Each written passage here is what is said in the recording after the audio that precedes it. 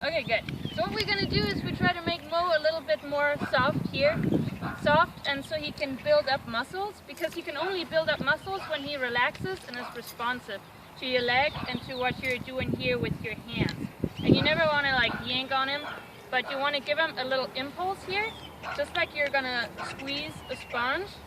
So that way he'll start chewing on the bit. That'll relax his upper muscles here, and he'll put his head down a little bit, which is great. Because then he relaxes all these muscles, and then I can actually start flexing him.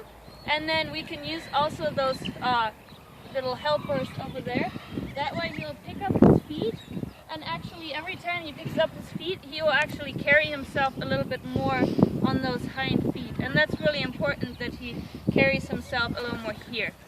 Once he builds up those muscles, he'll be pretty balanced, and that's his problem right now. He's pretty unbalanced. So what we're going to do, every time we walk, we'll still kind of play with the bit a little bit.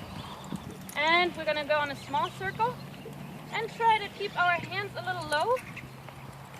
And then flex him a little bit to the left side, like bend his head a little bit. Every time he walks, make sure you don't go any faster than this. You want to be able to drive him with your hips. Drive him forward, like give a little impulse here. You can't do that if he rushes while walking. So you want him to be all relaxed, have a pretty good pace, just like right now. You don't want to speed up. And then in order to have him like build up back muscles, you want to do changes from walk to trot. You don't want to canter with him before he actually is really relaxed and all warmed up here on his hind muscles. So what you can do is get him in a little trot, and just a couple trots, just a couple steps, and then easily back to walk. Make sure he doesn't rush, keep him on a good pace again, and then you do it again.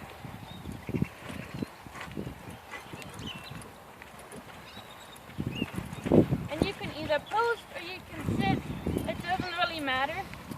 It's easier to sit because since he's that unbalanced and his steps are kind of uneven, you don't want to distract him, so just try to sit in the saddle and try to relax.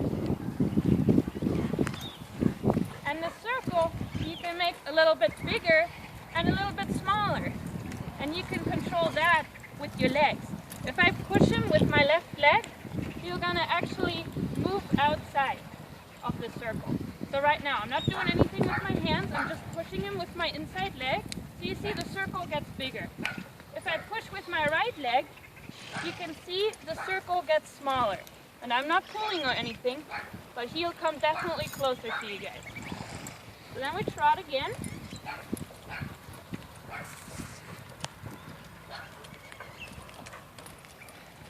And he will keep trying to canter because that's so good for him, he thinks.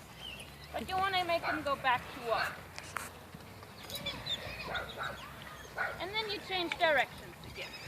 And you can do that with just kind of like bending him around like this. And then make sure he bends again to the inside. And sometimes he's trying to, tighten up a little bit. And because it's uncomfortable for him. So you do the same thing here. Kind of like squeeze a little bit. Make sure you push at the same time with your inner leg so he bends to the inside. Make sure he always pays attention if some dog is barking or some horse running over there. Make sure you squeeze your leg a little bit and say, hey, pay attention to me, not to someone else. And then see, he loosens up a little bit right now, giving me the head a little bit here, which is nice. I feel like he's super easy to sit right now and walk. He's super comfy right now. And then you trot again.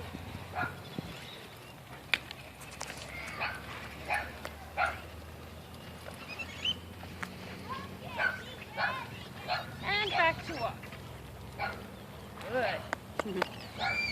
So he gets more and more responsive because his muscles are so much more relaxed.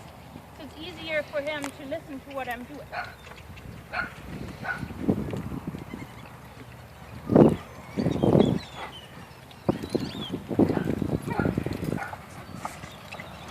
And you can take your time with that, no rush. And then you can start using those things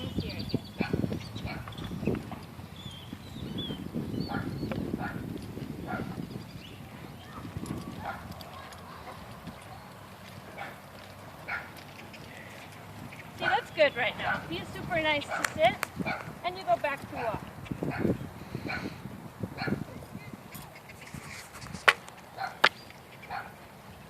Oh, he didn't pay that much. He didn't really lift his feet.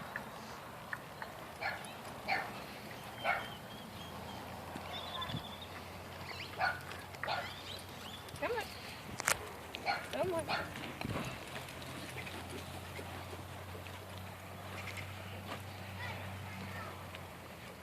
Make sure when you trot him that you really pay attention to your own back too. Okay.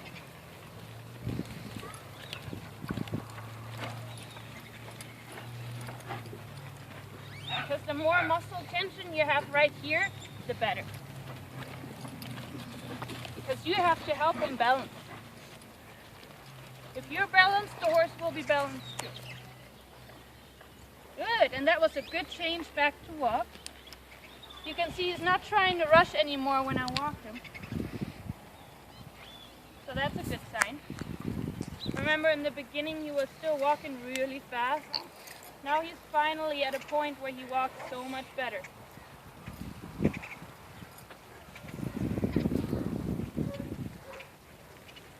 And trot again.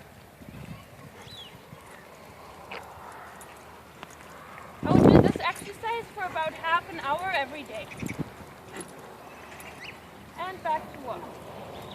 Good. Make sure he knows when he, does something right. Give him a reward. Say, hey, good job. Every time he changes back to a relaxed walk from trot.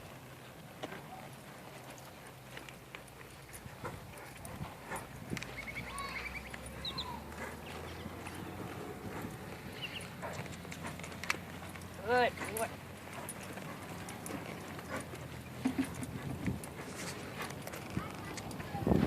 If he becomes for some reason choppy and harder to sit, lean back a little bit more. You'll see it'll be so much easier to sit when you lean back.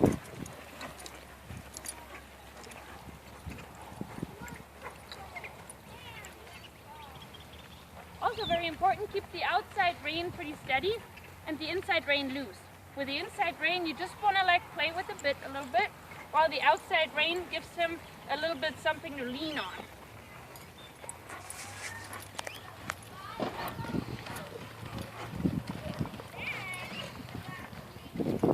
Good. See, that's a good trot right now. That's nice to sit. He's not trying to canter.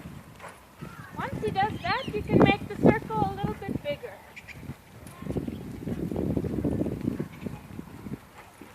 Back to walk. And then see how nice he slows down by himself. I don't even have to pull on his bit because he figures that this walk is so much more comfortable. And then you change direction. And now he's super easy to turn too. Once he gets so soft that you can turn him, use that and make an 8. You can use those barrels here or those little cones.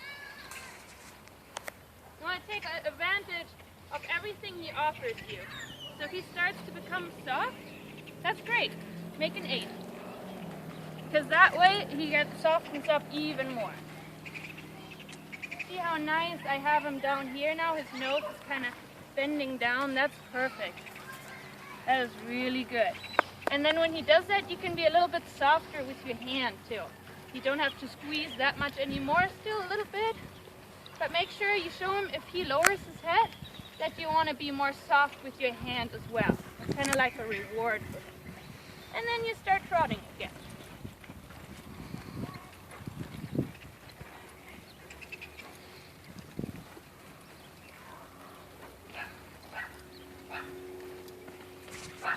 See, that's good. He's so much nicer to sit right now.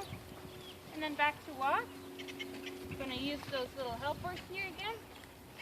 Return right after here because that one's off. And trot. Oh, he's so comfy right now. And back to walk.